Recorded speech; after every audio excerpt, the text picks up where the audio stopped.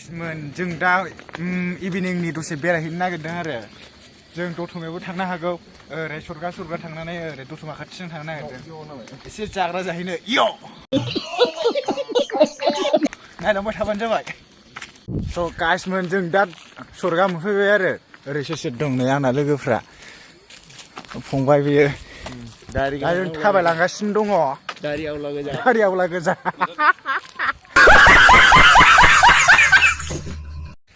आसोलफोर जों मा जायगा मोनफैखो रयेल एनफिल्ड टावाराव हनै सिगाङाव मा टावार बेलाय गाय मोनबाय हाब आसोल मा मोखां होथेलायथारखोब्रा नोंलाय ब्लेक कमान्ड' आंबो हमसैलै गुसुआ जाला जनि सिन्स नै रायजोफोर सोर फ्रि एडमिशन माबा मा होनो नार्सारि टु क्लास 8 सिम फ्रि एडमिशन मोनगोन जाहैबाय गुरुकुल इंलिश स्कुलावहाय दतमायावहाय जाय एडमिशन खालामनानै होफैनो गोसो फिसाला फिसाजोफोरखौ बिसोर खालामनो हागोन आरोखि दतमायाव स' गाइसमोन जों दा थाबायै दतमा बाजार मोनफैबावबायसो बिराद गोजान थाबायबोबाय जोङो खमैबो 15 मिनिटसो लाबाय खोमा जोंना आसोलफ्रा थाबायगासिनो गयबारि टु दतमा बिदिनो 10-12-15 मिनिट लायो आरो स' गाइसमोन दतमा बाजार मोनहैहांबाय खोमसि खोमलाव जाजोब्बाय दिनै मोनायाव फैनाय जाबाय आरो थाबायनानै गाइसमोन आं दा फ्लास लाइट होथ'ला खोमसि खोमलाव खेबथ'नोसै लाइट होबा मानसिफ्रानो सिनायो नालाय नैबे खालानि दखान हाब लाइटफ्रा आदैमोन माबानो पुलिस पारिक नामा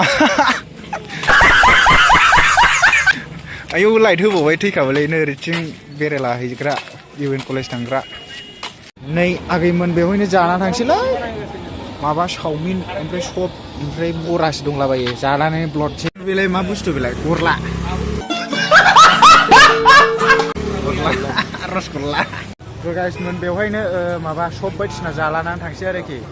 एसे जालानानै थांसै जेरावबो थांला नै आसोलफ्रा नै बेवहाय जिम खालामगासिनो आसोलफ्रा खारलायलायगासिनो हनै आसोलफोर दा गरम खालामखांबाय सब जानोसै थाखा फैसा गैजाया रेस्टुरेन्टाव हाबनो हाया बेखौनो जायाबा माथो उफायबाव सब थरनै बे आसोलफोरबो जाबाय माबायदि जानायलाय आयौ जानांसै माबायदि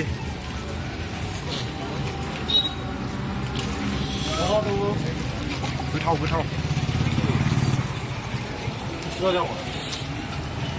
नै आगैमोन दा बरा जानोसैलाय पक'रि जानायलाय दे आसोल अरजितलायबावोसो माबायदि थावगोन ना थावा बरियासोबाव आंबो जानायथारसै दा नै बरा जानोसै बराया माबायदि पक'रिया गोथाव रायजोफोर बिदि हामसै खोमसिलायबायसो जों दा गस्ला दखान माबा माबियाव थांनो नागिरदों आरो ओरैनो नायलांलाबायनोसै दतमा बाजारखौ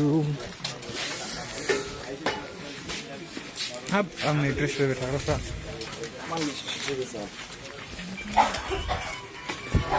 दा मा लायनो नागिरदों देखायथ'वा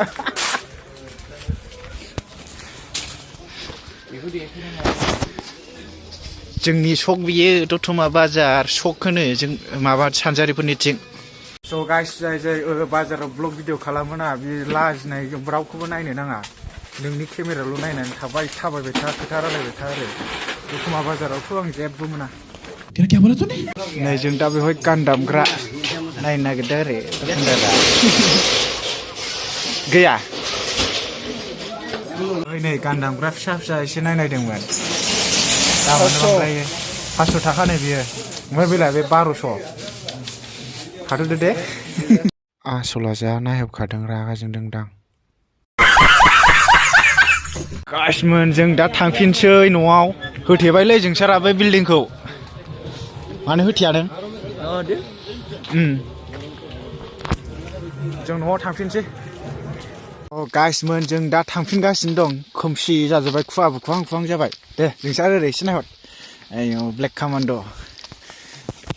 थ' लोगोफोर जों दा न'आव थांफिनसै सर' खेंखाय मोनबाय आयौ लाइटआ थैबायलै मोदा मोदि मोनजोब्बाय जालालै बे ओमफ्राय दिनैनि भिडिअखौहाय बेखिनियावनो फोजोबसै जुदि नोंथांमोनहा मोजां मोनोबा भिडिअखौ लाइक खालाम लोगोसे नोंथाङा चेनेलखौ साबस्क्राइब खालामनानै गालां आरो जाय जाय गोदान ओमफ्राय नोंथांमोनहा शेयारखौनो खालामथारालै लोगोफ्राबो शेयार खालामनो थिनबाबो खालामा नायबाय दलद थाबाय एसे शेयार खालामनो थिनो खालामा जिखुनु जादोला लासैनो जालांजोबगोन आं बेखौ आसा खालामो बयबो इउटुबारफ्रानो फार्स्टआवहाय खस्थ' खालामग्रोखानांगौ सापर्ट मोनखाया लासैनो सापर्ट मोनगोन होननानै आं आसा खालामबाय दा बेखिनियावनो लोगोफोर thank you for watching bye bye